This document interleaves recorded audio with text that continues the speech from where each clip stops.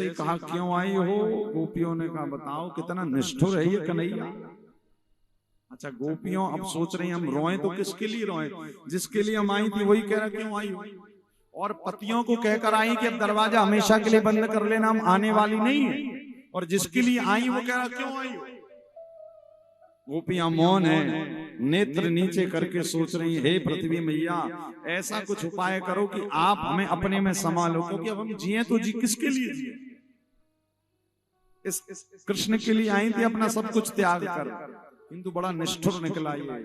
एक कह रही है यदि मुझे पता होता कि जो मैं ऐसा जानती प्रीत करन दुख होए, तो नगर ढिंडोरा पीटती ये कृष्ण से प्रेम न करियो कोई। मैं सबसे कहती इससे प्रेम प्रेम मत करो, ये छोड़कर चला जाएगा। देखो आज छोड़ रहा है ना, कह रहा है क्यों आई हो। और तो और भगवान ने एक प्रवचन और सुना दिया। ठाकुर जी क्या कहे, बोले पता है गोपियों अपने पतियों को छोड़कर इतनी रात गए आई हो। पति तो पति होता है, चाहे वो दुर्गुणी हो, दुश्शील हो, निर्धन हो, रोगी हो, पति की सेवा करना बहुत जरूरी है। गोपियां कह रही आज हमारे कन्हैया को हो क्या गया। अब भगवान एक कथा सुना रहे हैं, गोपियों की परीक्षा। क्या कह रहे हैं, बोले एक पातिव्रत धर्म का पालन करने वाली पत्नी थी। गोपियां कह रहे अच्छा।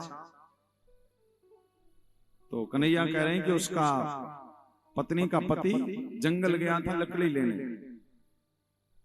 गोपियों ने कहा अच्छा फिर। बोले उसका पति जंगल से लकड़ी लेकर आया, बड़ा थक गया था, इतना थक गया था कि पत्नी की गोद में सर रखकर सो गया। गोपियों ने कहा अच्छा फिर क्या हुआ। बोले जब गोद में सर रखकर सो गया तो उसी पत्नी का बालक बगल में खेल रहा था, उसी के बगल में एक हवन कुंड जल रहा था।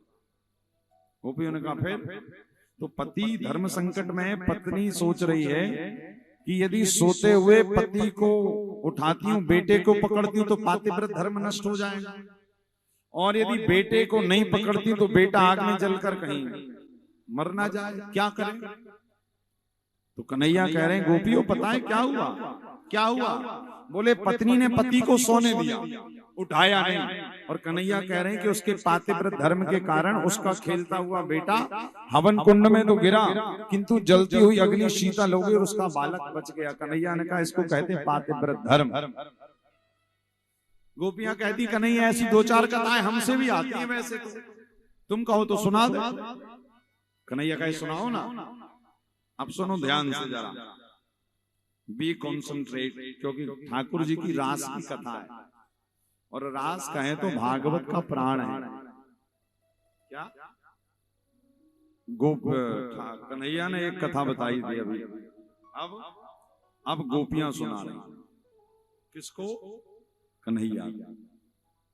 गोपियां कह रही कन्हैया जैसे पातिव्रत धर्म का पालन करने वाले की कथा आपने बताई ना, गोपियां कह रही हमसे भी आती। कन्हैया कहे सुनाओ। कहे एक पातिव्रत धर्म का पालन करने वाली पत्नी थी जिसका स्वभाव था कि जब तक श्रीमान जी भोजन ना कर लें तो वो भोजन नहीं करती। तो एक कथा सुनाती हैं गोपियां कि ठाकुर जी एक पातिव्रत धर्म का पालन करने वाली पत्नी थी जिसका संकल्प था कि जब तक पतिदेव भोजन ना कर लें तब तक वो नहीं करती थी। तो अब संयोग से उसके पति को विदेश जाना पड़ा। कहा, आउट ऑफ इंडिया। जब विदेश जाना पड़ा तो पत्नी ने कहा नाथ आप जा रहे हैं और मैं आपके पूजन के बिना भोजन भी नहीं करती हूँ, तो मैं क्या करूं। तो पति ने कहा एक काम कर, जब तक मैं विदेश में रहूं तुम मिट्टी का पति बना ले। क्या कहा, मिट्टी का पति। कहा, पत्नी ने कहा ये बहुत बढ़िया उपाय है। तो मिट्टी का पति बनाया, असली पति विदेश चला गया। मिट्टी के पति को ही वो पत्नी असली पति समझने लगी। इतनी आसक्ति पैदा हो गई, जब जब पूजन पाठ करती तो मिट्टी के पति का पूजन करती और फिर भोजन ग्रहण करती। ऐसा 1 साल तक चला तो वो मिट्टी के पति को ही असली समझने लगी। अब गोपियां कह रही हैं कन्हैया एक दिन असली पति विदेश से वापस आ गया। जो असली वाला था वो विदेश से वापस आ गया, दरवाजे पर दस्तक दे रहा है और पत्नी से कह रही दरवाजा खोल। और वो जो पत्नी है वो बैठी मिट्टी के पति के आगे। तो अब गोपियां कन्हैया से प्रश्न पूछ रही हैं कि कन्हैया बताओ असली पति दरवाजे पर है, वो बैठी मिट्टी के पति के आगे पूजन कर रही है, तो जाकर उसको दरवाजा खोलना चाहिए, मिट्टी के पति के आगे बैठे रहना चाहिए। तो कन्हैया ने कहा सीधी सी बात है, जब असली पति दरवाजे पर आ गया है तो मिट्टी के पति को छोड़े और असली पति के पास जाए, दरवाजा खोल, क्योंकि मिट्टी का पति अब कोई काम का नहीं जब असली पति आ गया।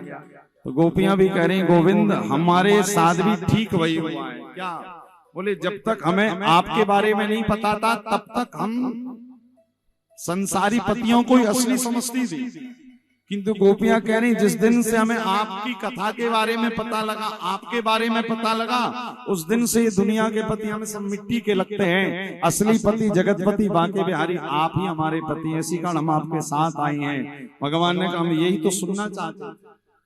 और ठाकुर जी ने आज सारी गोपियों के संग में एक मुहूर्त में रास प्रारंभ कर दिया। भगवान सुखदेव गुरुदेव कहते हैं राजन, आज ठाकुर जी ने सारी गोपियों का कहें तो वर्णन कर दिया। ठाकुर जी ने प्रणय गीत गाया, भगवान ने बांसुरी में प्रणय गीत गाया, भ्रमर गीत गाया, और सारी गोपियां श्री किशोरी जी और श्री ठाकुर जी प्रकट हुए, और दोनों के प्रकट होने के बाद फिर जितनी गोपियां उतने कृष्ण प्रकट हुए। और सारी गोपियां कह रही कन्हैया आज हम धन्य हो गए, अरे गोकुल में देखो। अच्छा देखिए, इस रास का दर्शन करने के लिए बाबा विश्वनाथ भी गए थे, पता आपको? काशी विश्वनाथ भगवान कहाँ गए थे? वृंदावन। क्या बनकर गए थे? गोपी। आज भी वृंदावन में ठाकुर जी को गोपेश्वर महादेव कहा जाता है। अच्छा वैसे वृंदावन में हमारे कन्हैया ने जहां जहां लीलाएं की ना, वहां वहां भोले बाबा कोई ना कोई रूप बनाकर बैठे। कन्हैया का जब प्रागट्य हुआ था तो भगवान नंदेश्वर महादेव बनकर गए। मत गोवर्धन परिक्रमा में ठाकुर जी चकलेश्वर महादेव के रूप में बैठे। आप कभी मथुरा गए होंगे तो मथुरा में भूतेश्वर बस अड्डा है, भूतेश्वर महादेव, और वृंदावन में भोले बाबा गोपेश्वर महादेव बनकर। तो गोपेश्वर महादेव पार्वती मैया के संग में गए। कहां गए? अरे गोकुल में देखो, वृंदावन में देखो रे, मुरली बाज रे। भगवान ने सारी गोपियों के संग में रास किया।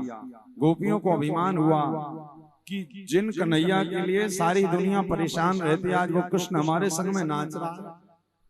गोपियों को अभिमान हुआ, श्री राधा रानी को मान हुआ, तो ठाकुर जी सारी गोपियों और किशोरी जी के बीच से अंतर ध्यान हो गए, गायब हो गए।